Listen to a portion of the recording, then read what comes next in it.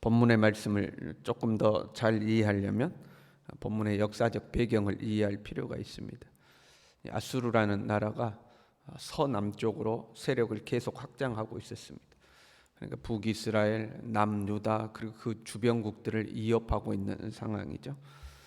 그래서 북이스라엘과 아람이라는 나라는 반아수르 정책을 취하였습니다. 서로 뜻이 맞았기 때문에 서로 이제 연합을 했죠. 아수르를 반대하며 연합하게 된 겁니다. 그런데 남유다는 외교 정책을 분명하게 하지 않았습니다. 그러니까 북이스라엘과 이 아람이란 나라가 남유다를 압박하는 거죠. 야, 너도 우리 연맹에 들어와라. 그래서 힘을 합쳐서 아수르와 대항하자 하고 이제 자기들의 연맹체에 들어오기를 요구했습니다. 그런데 아하스 왕의 판단에는 세 나라가 동맹을 맺어서 아수르와 싸운다 해도 못 이길 것만 같았습니다. 그래서 차라리 이 두 연맹체에 가입하는 것보다 아수르하고 손을 잡는 게 낫지 않겠는가. 차라리 고개를 좀 숙이면 아수르가 나를 도와주지 않겠는가. 그런 마음을 가지고 있었습니다. 그러니까 이 북이스라엘과 아람 연맹체가 남유다가 보기 싫은 거죠. 그래서 이제 남유다를 침공한 사건입니다.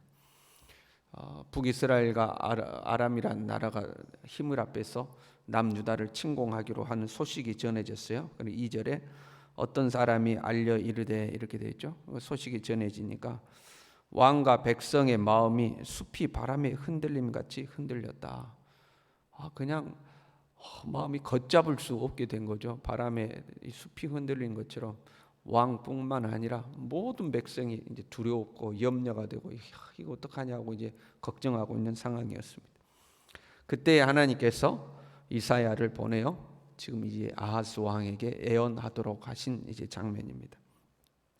사실 이 아하스라는 왕은 상당히 나쁜 왕으로 기록되어 있습니다. 하나님 보시기에 정직하지도 않았고 우상을 아주 심각하게 우상을 섬겼어요. 어느 정도로 섬겼냐면 자기 자녀를 우상에게 불살라 바칠 정도로 하나님이 금하신 일 중에 금하신 일이잖아요. 그런데 이방 우상의 관습을 따라서 자식을 바치는 일까지 그 서슴지 않았던 아주 악한 왕입니다.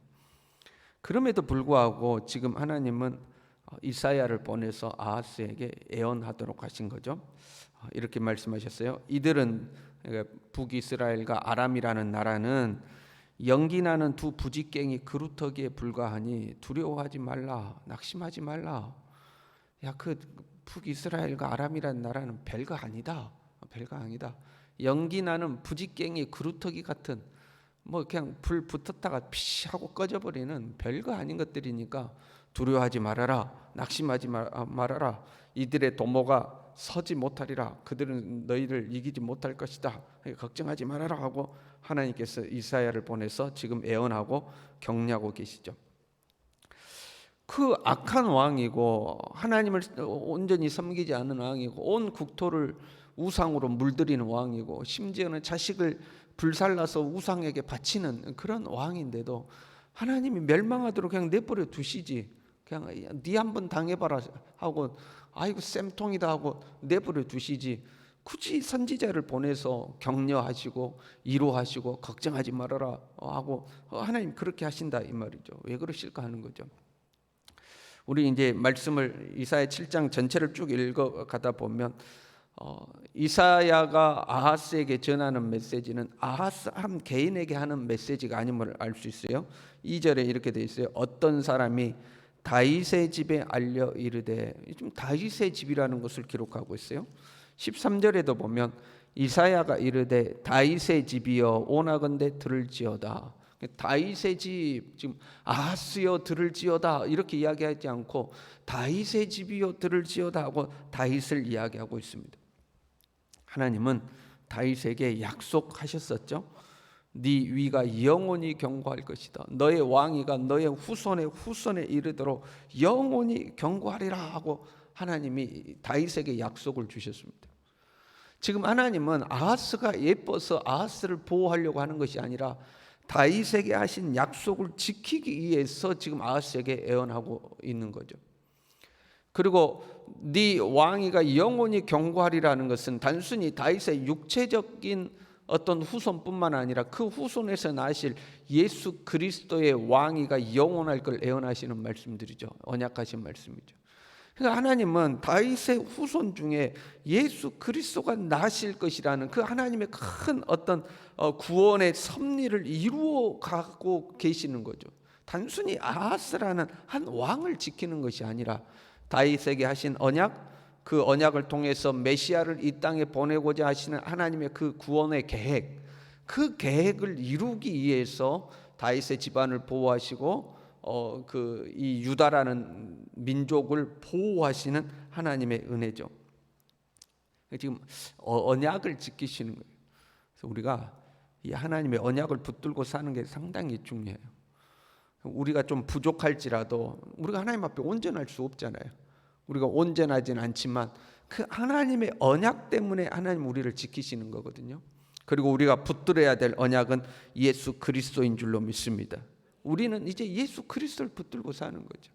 내가 하나님 앞에 온전해서 하나님 나를 지키고 보호하고 축복하시는 것이 아니라 하나님이 예수 그리스도를 믿는 자마다 멸망치 않고 영생을 얻으리라는 그 약속을 해 놓으셨기 때문에 예수 그리스도를 붙드는 자마다 하나님은 그 언약을 지켜 가시는 거죠. 그 최후 심판의 날도 마찬가지 아닙니까? 우리가 의로워서 하나님 앞에 서는 것이 아니라 예수 그리스도를 믿음으로 하나님 앞에 서는 거죠. 그 언약을 이제 붙잡는 거죠. 하나님은 그 구원의 역사, 하나님의 언약을 이루어 가시는 맥락 안에서 아하스라는 왕에게 지금 말씀하시는 거잖아요. 이 맥락에서 보면 5절에 보면 이렇게 되어 있어요. 아람과 에브라임과 느말리아의 아들이 악한 꾀로 너를 대적하여, 악한 꾀가 나오죠. 그 악한 꾀라는 것은 그 악한 꾀가 뭐냐면 6절에 이렇게 있어요. 우리를 위하여 그것을 무너뜨리고 다부엘의 아들을 그 중에 세워 왕으로 삼자. 이제 악한 꾀라는 거죠. 그것을 무너뜨리고, 그것이 뭔지 정확하게 쓰지 않고 우리가 그것을 유다 왕을 무너뜨리고 다부엘의 아들을 그 중에 세워 왕으로 삼자 이렇게 했는데 그 악한 꾀다. 그게 악한 꾀다 이렇게 되어 있어요. 단순히 아하스 너를 무너뜨리려는 악한 꾀 이런 의미보다는 더 확장해서 지금 하나님께서 하나님의 구원 역사를 이루려는 섭리 속에서 아하스를 보호한다는 그 맥락에서 이해해 보면 그 악한 꾀라는 것은 하나님의 이 구원 역사를 무너뜨리는 악한 꾀죠. 단순히 아하스라는 한 왕, 유다라는 한 국가를 무너뜨리는 것이 아니라 다윗의 후손을 통해서 메시아를 보내려는 하나님의 그 섭리를 무너뜨리려는 그런 계획들이 되는 거죠. 사실 아하스는 악한 왕이지만 그래도 다윗의 족보에 올라와 있는 왕 아닙니까? 그런데 북이스라엘과 아람이 세우려는 그 다부엘의 아들을 왕으로 세우려고 하는데 그 다부엘은 누군지 알 수가 없습니다. 하나님이 지금 하나님의 구원 역사를 이루어 가는데 알지도 못하는 다부엘이라는 왕을 이제 세우려고 하는 거죠. 그것이 하나님 보시기에는 마땅치가 않은 거죠. 하나님 보시기에 마땅치 않은 거죠. 그래서 아하스는 하나님 앞에 온전치 않지만 하나님이 그래도 선지자를 보내서 아하스에게 애원하시고 걱정하지 말라고 하시고 이제 격려하고 계시는 거죠. 그러니까 아하스는 지금 하나님의 그 구원 섭리 속에서 덤으로 은혜를 누리고 있는 겁니다. 하나님 앞에 잘나서 은혜를 누리는 것이 아니라 덤으로 은혜를 누리고 있는 거죠. 여러분 이걸 거꾸로 생각해 보면요, 지금 내게 하나님의 심판이 찾아오지 않는다고 해서 오히려 하나님의 도움이 내게 찾아온다고 해서 내 삶이 하나님 앞에 온전함을 보장하는 것은 아닙니다. 지금 아하스가 온전해서 하나님이 아하스를 보호하고 아하스에게 하나님의 애원의 메시지를 주고 그런 게 아니다 이 말이에요. 큰 틀에서 하나님은 하나님의 구원 역사를 이루려는 섭리 때문에 지금 아하스에게 선지자를 보내놓은 거지 아하스가 온전해서 지금 선지자를 보낸 게 아닙니다. 우리가 그걸 기억해야 돼요. 내가 평안해. 이렇게 살아도 내 삶이 평안해. 이렇게 살아도 하나님의 도움이 내게 찾아와. 생각지도 못한 복이 내게 찾아와. 이렇게 살아도 되는구나. 내 삶이 하나님 앞에 그래도 인정받는구나. 그게 절대 아니다 이 말입니다. 하나님의 큰 섭리 속에서 우리는 덤으로 은혜를 받을 때가 있습니다. 그냥 덤으로 은혜를 받는 것. 우리가 가만 보더라도 보면 하나님 앞에 온전하지 않음에도 불구하고 하나님 앞에 쓰임 받는 사람들이 있어요. 가령 어떤 지도자들, 목사님이라든가 어떤 큰 능력을 나타내는 뭐 붕사들이라든가 이런 분들 있잖아요. 그들이 집회를 하면 성령의 역사가 나타납니다. 하나님의 은혜가 나타납니다.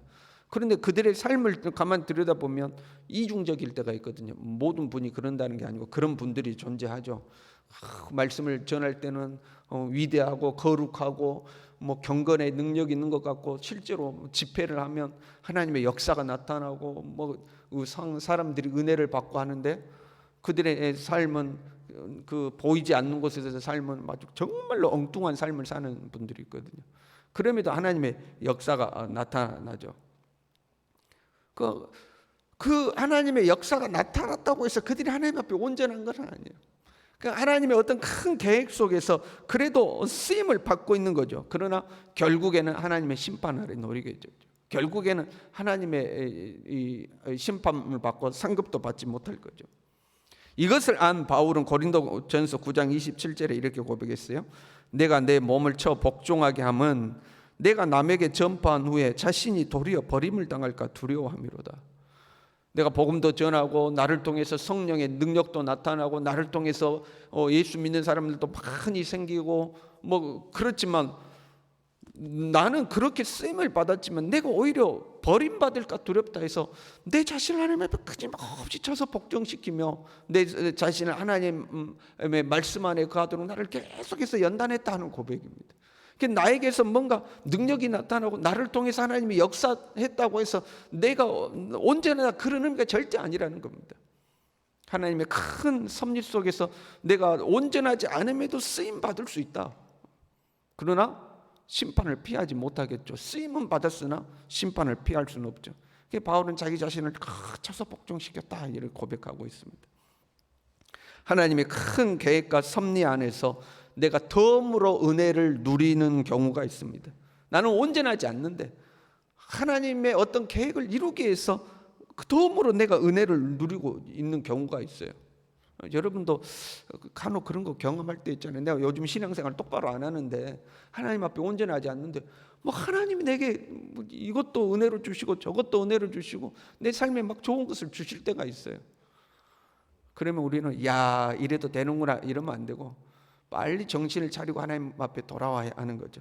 그 은혜가 온전히 내 것이 되려면 내가 온전히 하나님께 돌아와야 되는 거죠.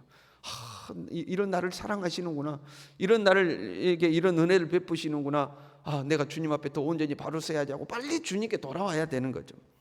그래서 9절에 이렇게 되어 있어요. 만일 너희가 굳게 믿지 아니하면 너희는 굳게 서지 못하리라.